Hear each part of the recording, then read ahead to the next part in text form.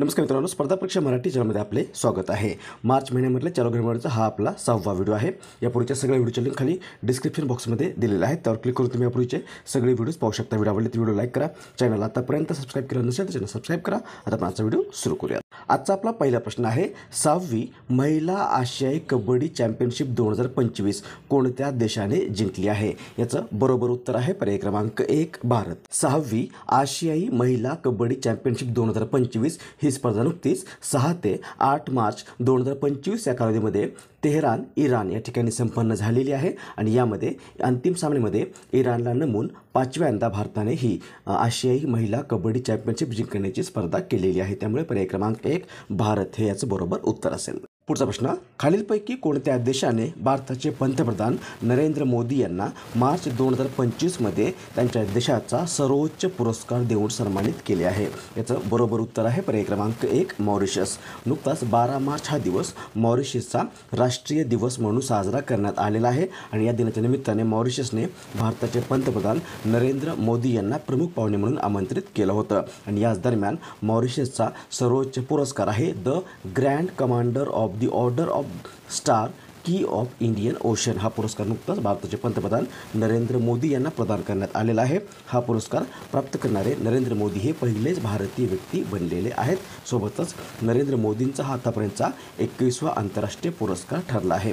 पर्याय क्रमांक 1 मॉरिशस हे याचं बरोबर उत्तर असेल. मॉरिशस मॅपमध्ये येथे आहे. मॉरिशस राजधानी आहे पोर्ट लुईस. सध्या राष्ट्रपती आहेत धरम गोकुल आणि पंतप्रधान किंवा PM आहेत नवीन रामगुलम आणि चलन आहे मॉरिशियन रुपया. पुढचा प्रश्न, स्टॉकहोम इंटरनॅशनल पीस रिसर्च इन्स्टिट्यूटने प्रसिद्ध केलेल्या नवीन अहवालानुसार शस्त्रांच्या आयातीत 2024मध्ये भारत जगात कितव्या क्रमांकावर राहिला आहे? याचं बरोबर उत्तर आहे पर्याय क्रमांक 2 दुसऱ्या. Stockholm International Peace Research Institute हिला शॉर्टमध्ये सिप्री असं म्हटलं जातं. Stockholm International Peace Research Institute ही सशस्त्र संघर्ष, लष्करी खर्च आणि शस्त्रास्त्र व्यापार तसंच निशस्त्रीकरण आणि शस्त्रास्त्र नियंत्रणासाठी डेटा विश्लेषण आणि शिफारशी प्रदान करणारी एक आंतरराष्ट्रीय संस्था आहे. ह्याची स्थापना झाली होती 1966ला. मुख्यालय आहे स्टॉकहोम स्वीडन या ठिकाणी आणि सध्या अध्यक्ष आहेत स्टेफन लोफवेन. आणि नुकतंच या सिप्रीने एक अहवाल किंवा एक रिपोर्ट प्रसिद्ध केला आहे. या रिपोर्टनुसार जगामध्ये शस्त्र आयातीमध्ये 2024 या वर्षामध्ये पहिल्या क्रमांकावर युक्रेन हा देश राहिलेला आहे. दुसऱ्या क्रमांकावर भारत आहे. तिसऱ्या क्रमांकावर कतार, चौथ्या क्रमांकावर सौदी अरब आणि 5व्या क्रमांकावर पाकिस्तान राहिलेला आहे. त्यामुळे पर्याय क्रमांक 2 दुसऱ्या हे याचं बरोबर उत्तर असेल. नेक्स्ट, खालीलपैकी कोणता दिवस राष्ट्रीय दंत चिकित्सक दिन म्हणून साजरा करण्यात येतो? याचं बरोबर उत्तर आहे पर्याय क्रमांक 1 6 मार्च. 6 मार्च हा दिवस दरवर्षी नॅशनल डेंटल डे किंवा राष्ट्रीय दंत चिकित्सक दिन म्हणून साजरा करण्यात येतो. हा दिवस दातांच्या आणि मौखिक आरोग्याबाबत जागरूकता निर्माण करण्याच्या उद्देशाने दरवर्षी साजरा केला जातो. त्यामुळे पर्याय क्रमांक 1 6 मार्च हे याचं बरोबर उत्तर असेल. पुढचा प्रश्न, खालीलपैकी कोणाला ICCने फेब्रुवारी 2025चा प्लेयर ऑफ द मंथ हा पुरस्कार दिला आहे? उत्तर आहे पर्याय क्रमांक 3 शुभमन गिल. भारताचा शुभमन गिल याला आता तिसऱ्यांदा ICCने हा ICC player of the month हा पुरस्कार देऊन सन्मानित केलेला आहे.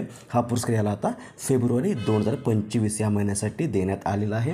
यापूर्वी याला हा पुरस्कार जानेवारी 2023, सप्टेंबर 2023 आणि आता फेब्रुवारी 2025मध्ये मिळालेला आहे. त्याने हा पुरस्कार ऑस्ट्रेलियाच्या स्टीव्ह स्मिथ व न्यूझीलंडच्या ग्लेन फिलिप्स यांना मागे टाकत जिंकलेला आहे. उत्तर पर्याय क्रमांक 3 शुभमन गिल. ICC म्हणजे इंटरनॅशनल क्रिकेट काउन्सिल. स्थापना 15 जून 1909. मुख्यालय दुबई. अध्यक्ष जय शहा आणि उपाध्यक्ष आहेत इम्रान ख्वाजा. पुढचा प्रश्न, खालीलपैकी कोणता दिवस जागतिक ग्राहक हक्क दिन म्हणून साजरा करण्यात येतो? उत्तर आहे पर्याय क्रमांक 2 15 मार्च. 15 मार्च हा दिवस दरवर्षी जगभरातील ग्राहकांना त्यांच्या हक्कांविषयी जागरूक करण्याच्या उद्देशाने जागतिक ग्राहक हक्क दिन म्हणून साजरा करण्यात येतो. पुढचा प्रश्न, वरुण हा भारत व कोणत्या देशाचा द्विपक्षीय नौदल सराव आहे? उत्तर आहे पर्याय क्रमांक 3 फ्रान्स. वरुण हा भारत आणि फ्रान्स या 2 देशांच्या नौदलामधील संयुक्त सराव आहे. याचा उद्देश आहे आंतर कार्यक्षमता वाढवणे आणि परस्पर सहकार्य दृढ करणे. याची सुरुवात झालेली 1993 या वर्षामध्ये आणि याला त्यावेळी या दुसरावाला वरुण हे नाव 2001 या वर्षामध्ये देण्यात आलेलं आहे. आणि 2025मध्ये या दुसरावाची आतापर्यंतची 23वी आवृत्ती जी आहे ती नुकतीच 19 ते 22 मार्च 2025 या कालावधीमध्ये आयोजित करण्यात आलेली आहे. उत्तर असेल पर्याय क्रमांक 3 फ्रान्सची राजधानी पॅरिस, राष्ट्रपती इमॅन्युएल मॅक्रॉन आणि चलन आहे युरो. पुढचा प्रश्न, खेलो इंडिया पॅरा गेम्स 2025चे आयोजन खालीलपैकी कोणत्या ठिकाणी करण्यात आले आहे? उत्तर आहे पर्याय क्रमांक 4 Delhi. Khelo India para games 2025चं आतापर्यंत हे दुसरं संस्करण आहे. पहिलं संस्करण जे आहे ते 2023मध्ये नवी दिल्लीमध्ये संपन्न झालं होतं आणि आता यावर्षी या स्पर्धेचं आयोजन जे आहे ते 20 ते 27 मार्च 2025 या काळामध्ये दिल्लीमध्ये करण्यात आलेलं आहे. यात तिरंदाजी, ॲथलेटिक्स, बॅडमिंटन, पॅरालिफ्टिंग, नेमबाजी व टेबल टेनिस या 6 क्रीडा प्रकारामध्ये देशभरातील 1300पेक्षा अधिक खेळाडू सहभागी झालेले आहेत. पर्याय क्रमांक 4 दिल्ली हे याचं बरोबर उत्तर असेल. खालीलपैकी कोणता दिवस जागतिक चिमणी दिन म्हणून साजरा करण्यात येतो? उत्तर आहे पर्याय क्रमांक 3 20 मार्च. जगभरात चिमण्यांची संख्या कमी होत आहे. बदलते वातावरण, वाढणारे प्रदूषण यामुळे चिमण्यांना धोका निर्माण झाला आहे. यामुळे चिमण्यांच्या संवर्धनाविषयी जागरूकता निर्माण करण्याच्या उद्देशाने 2010 या वर्षापासून दरवर्षी 20 मार्च हा दिवस जागतिक चिमणी दिन म्हणून साजरा करण्यात येत आहे. आणि यावर्षी हा दिवस a tribute to nature's tiny messenger या थीमखाली साजरा करण्यात आलेला आहे. पर्याय क्रमांक 3 20 मार्च हे याचं बरोबर उत्तर. पुढचा प्रश्न, कबड्डी विश्वकप 2025 चे आयोजन खालीलपैकी कोणत्या ठिकाणी करण्यात आले आहे? उत्तर आहे पर्याय क्रमांक 4 इंग्लंड. 17 ते 23 मार्च 2025 या काळामध्ये या कबड्डी विश्वकप 2025 आयोजन जे आहे ते इंग्लंडमध्ये करण्यात आलेलं आहे. आणि यावर्षी या स्पर्धेमध्ये पुरुष गटामध्ये 10 संघ आणि महिला गटामध्ये 6 संघ सहभागी झालेले आहेत. नेक्स्ट, नुकत्याच प्रसिद्ध झालेल्या वर्ल्ड हॅपीनेस रिपोर्ट 2025मध्ये भारत कितव्या क्रमांकावर राहिला आहे?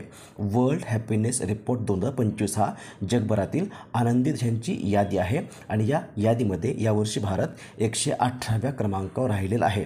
उत्तर असेल पर्याय क्रमांक 4 118व्या. हा अहवाल किंवा हा रिपोर्ट जो आहे तो देशातील दरडोई उत्पन्न, सामाजिक आधार, भ्रष्टाचार, निरोगी आयुर्मान, स्वातंत्र्य, उदारता या आधारे तयार करण्यात आलेला आहे. आणि जगभरामध्ये 147 देशांमध्ये पहिल्या क्रमांकावर फिनलँड राहिलेला आहे, दुसऱ्या क्रमांकावर डेन्मार्क, तिसऱ्या क्रमांकावर आईसलँड, शेवटच्या क्रमांकावर अफगाणिस्तान आणि भारत राहिलेला आहे 147 देशांमध्ये 118व्या क्रमांकावर. त्यामुळे पर्याय क्रमांक 4 118व्या हे याचं बरोबर उत्तर आहे.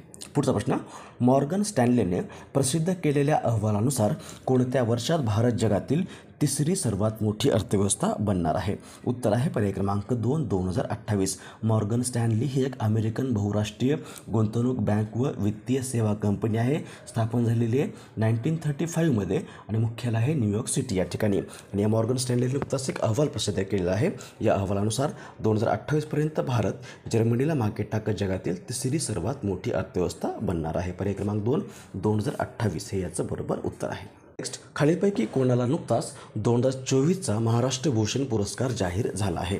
उत्तर आहे पर्याय क्रमांक 2 राम सुतार. महाराष्ट्र भूषण हा महाराष्ट्र शासनाकडून देण्यात येणारा सर्वात मोठा पुरस्कार आहे. याची सुरुवात झालेली 1995 या वर्षामध्ये आणि हा पुरस्कार आरोग्यसेवा, उद्योग, कला, क्रीडा, पत्रकारिता, लोकप्रशासन, विज्ञान आणि समाजसेवा या क्षेत्रामध्ये विशेष योगदान देणाऱ्या व्यक्तींना दिला जाणारा एक पुरस्कार आहे. या अंतर्गत 25 लाख रुपये रोख रक्कम, एक मानपत्र, मानचिन्ह आणि शाल दिली जाते.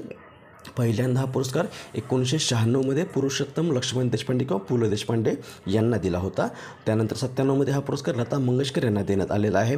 गेल्या वर्षीचा किंवा 2023चा पुरस्कार जो आहे तो अशोक सराफ यांना दिला होता. आणि आता 2024चा पुरस्कार नुकताच ज्येष्ठ शिल्पकार राम सुतार यांना देण्यात आलेला आहे. याच राम सुतार यांनी गुजरातमधील स्टॅच्यू ऑफ युनिटी अर्थात सरदार वल्लभभाई पटेल यांचा पुतळा घडवलेला आहे. त्याची उंचाई 182 मीटर आणि यावर्षी यांना महाराष्ट्र भूषण 2024 हा पुरस्कार जाहीर झाला आहे. त्यामुळे पर्याय क्रमांक 2 राम सुतार हे याचं बरोबर उत्तर असेल. राम सुतार यांना यापूर्वी 1999मध्ये पद्मश्री, 2016मध्ये पद्मभूषण आणि 2016मध्येच टागोर पुरस्कार हे पुरस्कार देखील मिळालेले आहेत. त्यानंतर आजचा प्रश्न ज्याचं उत्तर तुम्हाला खाली कमेंट्समध्ये द्यायचं आहे. प्रश्न आहे, नुकतेच प्रकाशित झालेले दियास लाई हे कोणाचे आत्मचरित्र आहे? ऑप्शन नंबर 1 रेणुका शहाणे, 2 रामानंद सागर, 3 मलाला युसुफजई आणि ऑप्शन नंबर 4 आहे कैलास सत्यार्थी. याचं बरोबर तो तुम्हाला खाली कमेंट्समध्ये द्यायचं आहे.